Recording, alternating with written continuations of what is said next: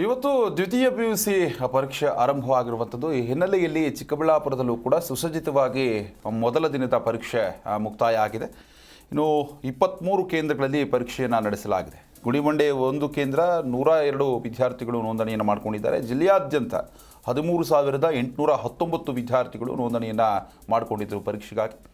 ಮೊದಲ ದಿನ ಕನ್ನಡ ಭಾಷೆ ಪರೀಕ್ಷೆಯನ್ನು ಕೂಡ ವಿದ್ಯಾರ್ಥಿಗಳು ಬರೆದಿದ್ದಾರೆ.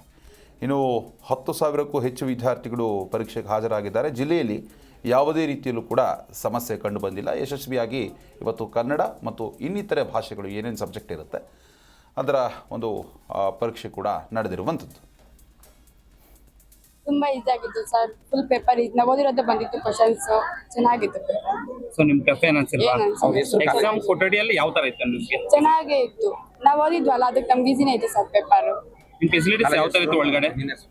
ಚೆನ್ನಾಗಿತ್ತು. ವಿಶ್ವ ವಿವೇಕ PU ಕಾಲೇಜ್. ಹೇಗಿತ್ತು ಕನ್ನಡ ಪೇಪರ್ ನಿಮ್ಗೆ ಇವತ್ತು? ಫುಲ್ ಈಸಿ ಇತ್ತು. ಸೊ ಯಾವ ತರ ಬರುತ್ತೆ ನೀವು? ಫುಲ್ ಚೆನ್ನಾಗಿ ಬರೆದ್ವಿ. ಎಲ್ಲ ಒಂದು 14 to 15 ಪ್ರಾಕ್ಟೀಸ್ ಪೇಪರ್ಸ್ ನಡೆದಿದ್ದು, ಎಲ್ಲ ಅಟೆಂಡ್ ಮಾಡಿದ್ವಿ. ಸೊ ನಿಮ್ಗೆ ಇದರಲ್ಲಿ ಎಕ್ಸಾಮ್ ಸೆಂಟರ್ ಯಾವ ತರ ಇತ್ತು? ಚೆನ್ನಾಗಾಯ್ತು, ಓದಿದ್ವಲ್ಲ, ಬಟ್ ನಮ್ಗೇನು ಟಫ್ ಅಂತ ಅನ್ಸಿಲ್ಲ, ಈಸಿ. ವಿಶ್ವ ವಿವೇಕ PU ಕಾಲೇಜ್. ಹೇಗಿತ್ತು ಕನ್ನಡ ಪೇಪರ್ ನಿಮ್ಗೆ ಇವತ್ತು? ಫುಲ್ ಈಸಿ ಇತ್ತು.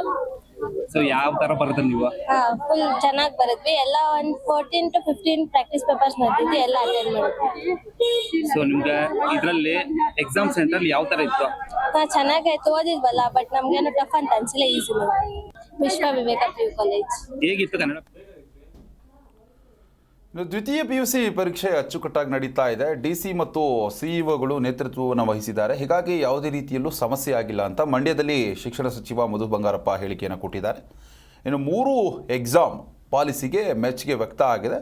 ಮಕ್ಕಳ ಭವಿಷ್ಯ ಕಟ್ಟೋದಕ್ಕೆ ಸರ್ಕಾರ ಯೋಜನೆಯನ್ನು ಕೊಡ್ತಿದೆ ಅಂತ ಮಂಡ್ಯದಲ್ಲಿ ಸಚಿವ ಮಧು ಬಂಗಾರಪ್ಪ ಪ್ರತಿಕ್ರಿಯೆ ಕೊಟ್ಟಿದ್ದಾರೆ.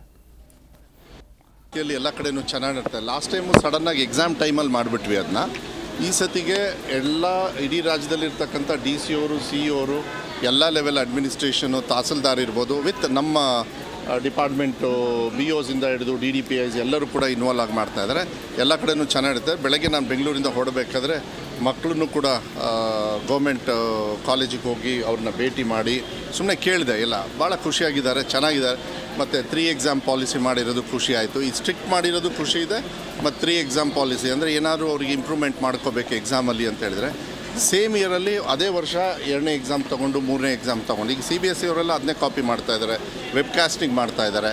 ಸೊ ಕೆಲಸನೂ ಭಾಳ ಕಮ್ಮಿ. ಇವಾಗ ಏನಾದ್ರು ಒಂದು ಕಡೆ ಕೂತ್ಕೊಂಡು ಇಡೀ ಜಿಲ್ಲೆದು ಒಂದು ರೂಮಲ್ಲಿ ಕೂತ್ಕೊಂಡು ಮತ್ತು ಅಲ್ಲಿರ್ತಕ್ಕಂಥ ಟೀಮ್ ಅವರು ನಮ್ಮ ಡಿಪಾರ್ಟ್ಮೆಂಟ್ ಅವ್ರ ಜೊತೆಗೆ ಕೂತ್ಕೊಂಡು ಮಾಡ್ತಾಯಿದ್ದಾರೆ. ಆಮೇಲೆ ಇಡೀ ರಾಜ್ಯದಲ್ಲಿ DC ಅವರು, CEO ಅವರು ಅವರೆಲ್ಲರೂ ಕೂಡ ಫೀಲ್ಡಿಗೆ ನಮ್ಮ ಜೊತೆಗೆ ಬಂದಿರೋದು ಭಾಳ ಅನುಕೂಲ ಆಗಿದೆ. ನಮಗೇನು ಯಾವುದೇ ಥರದ ಪ್ರೆಷರ್ ಇಲ್ಲ, ಒಳ್ಳೆ ರೀತಿಯಲ್ಲಿ ಚೆನ್ನಾಗಿ ನಡೀತಾ ಇದೆ. ಎಲ್ಲ ಕಡೆನೂ ಚೆನ್ನಾಗಿ ನಡ್ತಾರೆ. ಲಾಸ್ಟ್ ಟೈಮು ಸಡನ್ನಾಗಿ ಎಕ್ಸಾಮ್ ಟೈಮಲ್ಲಿ ಮಾಡಿಬಿಟ್ವಿ ಅದನ್ನ. ಈ ಸತಿಗೆ ಇಡೀ ರಾಜ್ಯದಲ್ಲಿರ್ತಕ್ಕಂಥ DC ಅವರು, CEO ಅವರು, ಎಲ್ಲ ಲೆವೆಲ್ ಜಿ ಕನ್ನಡ ನ್ಯೂಸ್ ಈಗ ನಿಮ್ಮ ಮನೆಯಲ್ಲೇ ನೋಡಿ. ಎಲ್ಲ ಕೇಬಲ್ಗಳಲ್ಲಿ ಈಗ ಲಭ್ಯ.